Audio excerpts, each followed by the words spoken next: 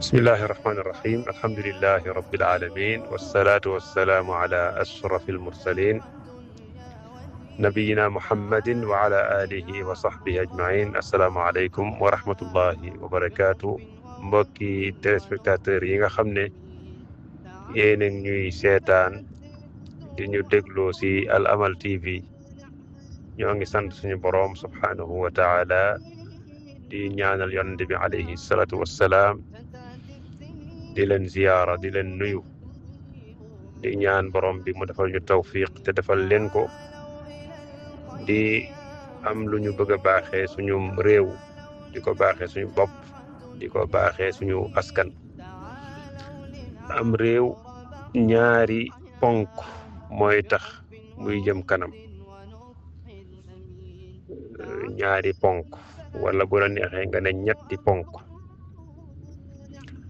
ponk bu njëkk bi te moo ci gën a am solo mooy yar. am réew moo xam ne ay goneem ak i magam, ay góoram ak i jigéenam yaruwuñu, réew moomee du mën a dem mukk ba yowmal qiyaamati. réew yi nga xam ne dañoo am tànki kanam, buñ leen xoolee càmbar leen, seenu nit dañoo yaru tàmbalee ko sa kaw ba ci suuf. sa kaw nag mooy ñi yilif, ci suuf mooy ñi nga xam dañ leen a yilif. ñaareelu ponk bi moom mooy am njàng. am réew ay doomam dañoo war a jàng, ndax ku jàngul doo xam, te ku xamul doo jëf-jëf ju baax.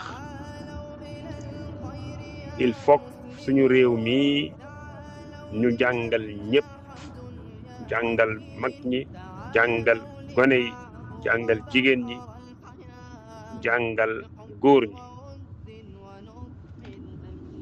te njàng ma nag na nekk njàng mu wér, waxuma njàngantu wala liifantu wala liirantu, mais njàng moo xam ne njàng mu wér lay doon.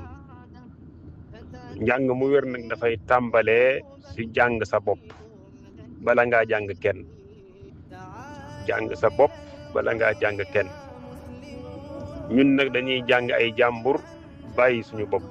suñuy maam xamuñu leen, ay maami jàmbur lañu xam. suñu làkk wii nga xam ne mooy suñuy làkki réew mi jekkuwuñ ko, làkki jàmbur lañu jekku. loolu nag am réew mënu see dox, am réew mënu see avancé, waaye am réew mënu see dem. kon faaw ñu xóotal njàng mi te xam lan lañu war a jàng ak li ñu war a jàng. ñetteelu ponk bi mooy am réew nit ña dañuy ñeme liggéey te bàyyi fo. ñun fo lañu jiital ci liggéey. nit ñi jàngaluñ leen liggéey ak liggéey nam war a tëddee. ñun dañuy fowee liggéey.